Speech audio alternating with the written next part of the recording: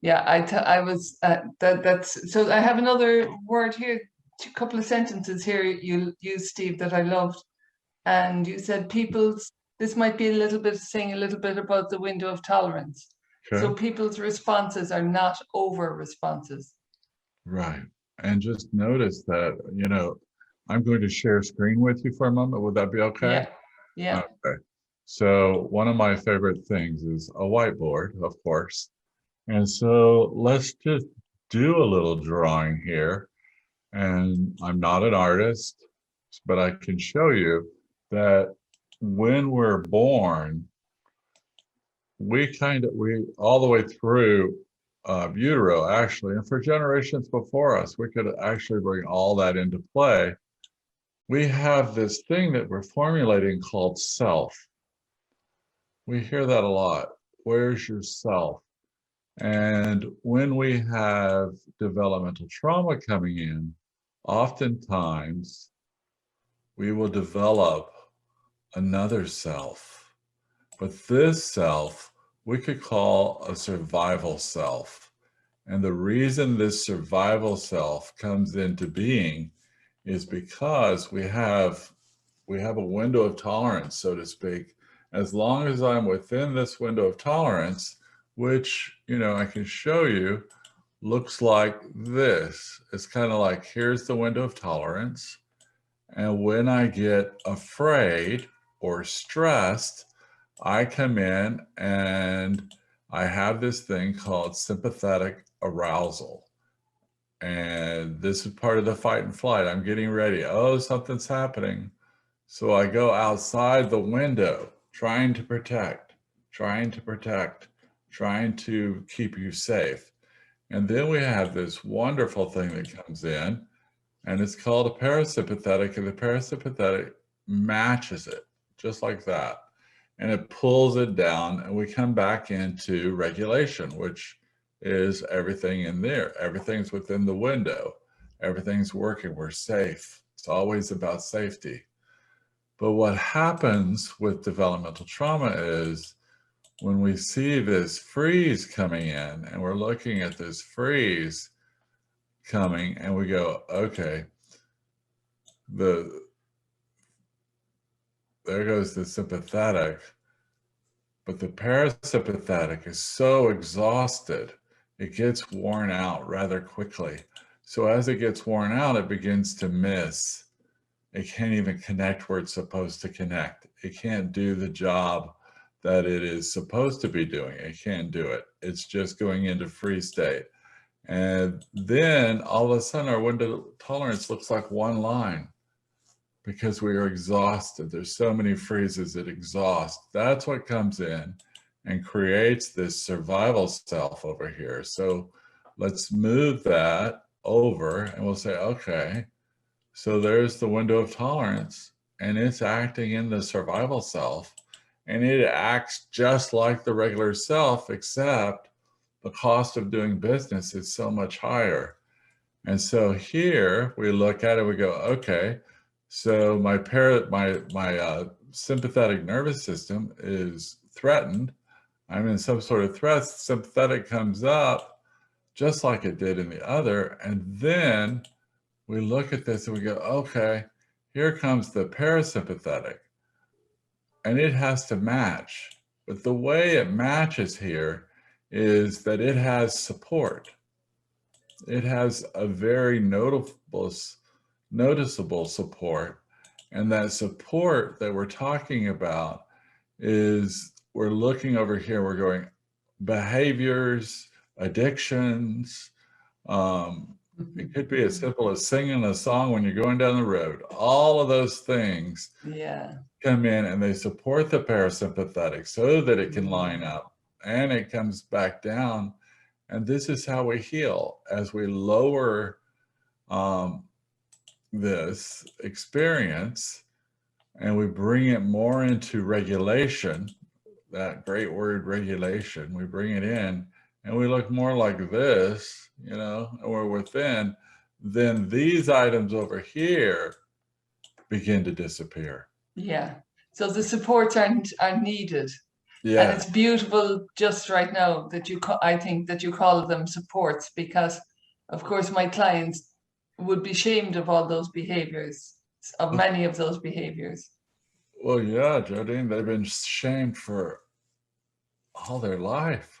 Yeah, Unfortunately, all their life, somebody's had an opinion about their behavior. that's right. And all their Um, life, you're either, even as we get into dating, into, into our teens and early 20s, and we're dating, people say, oh, you're cold. You're so mm, cold, or why don't you notice, and you're like, I'm doing the best I can. And it's like, mm, we're really working at this. And for kids, oh my gosh, it still breaks my heart to imagine that this kind of trauma and stress can lower our IQ up to 40 points. And I have seen so many kids that were in foster care, severely abused and adopted. And on here in Texas, every Friday you have a spelling test in elementary mm, school, and work and teach them, and they know every word, know how to spell it perfect. And I even do it in the office with them. I'll go, oh, let's go over your spelling words this week. Let's get them ready. And they would be all ready for it. Oh yeah, you're gonna do great on your test. And they go to school and they fail the test. mm. And I'm like, why does this keep happening? Then I realized, oh yeah, just going to school is like so intense and so stressful Mm, for mm. some of these kids. Their IQ drops. Safety always comes first. Mm. So if I I need, love the words, Steve. I just love them because I know my clients will love them. yes, yes, safety.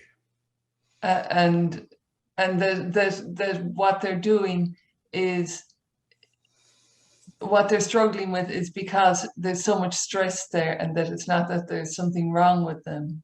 Right. I just think the words, I love using those words. I use your words with my clients all the time.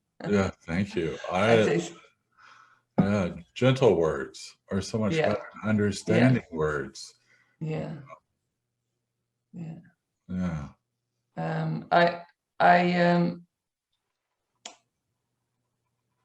yeah. So that their responses are not over responses. It's like their responses are always there for a reason, even if they're extreme responses. They're just not understood. Right. They're not always understood, but those extreme responses are coming in because the body imagines that you're going to get killed. You are in severe danger. That's your body talking. Your body is going, you got to stop this now. So it might be, blah, get away from me. Ah, la, la, la, la. It can get that high and that intense. Or with kids, may run out of classrooms. They may, scream in a classroom. They may do things. And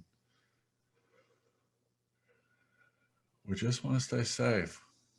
Hmm. We Hmm. just want to survive. That's all we want. Hmm. Nothing big. Yeah. Um, yeah. So you were talking there about how the body of the little one adapts to bear the overwhelm. You Yeah. already said something about that. Yes. Um, so how about the metaphor of the elevator, Stephen? Coming into the Wh- into When we're the healing. yes. Well, what we think about with the elevator, we come in and we think about the layers, and we have lots of layers. I mean, there's tons of layers in our body, and we have all these systems, but we really bring those systems into thinking about the skin, and underneath it's the fascia, and underneath the fascia is the muscle, and underneath the muscle is the bone. And so we're looking at these as an elevator too, that we're coming in.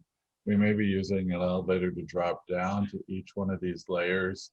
And we're bringing in a sense of regulation to each layer to where they harmonize. They come into harmony with one another and they start acting in that place of understanding more regulation. That all it takes is a microdose in those layers for them to start trying to match one another. And we use elevator and we think about, okay, here we're going to move through these layers. We think about activation. We may be way high on a high floor in an elevator, and even bringing that activation down, we can bring it down into very small micro events. But it's important for our clients, to keep a little journal. I say, just use your little phone and just jot down little messages or say little messages into it, because we measure events. Let's say that we're having those big wow responses. What? Maybe they last 10 minutes, and then they last 9 minutes, 45 seconds. That's a huge improvement. But it's such a small improvement that clients, you're not going to notice it. They're not going to see it as quickly. They can heal in this process and never know anything changed, because we're so gently changing that marker. We're gently moving it. And that's why, we're coming in and we're working these layers. We're working with the HPA axis, which responds to fear or to stress. We're working with all of those, the adrenals, everything, to reestablish safety. That's all we're doing. We're really creating a new safe body and a new safe world around that body.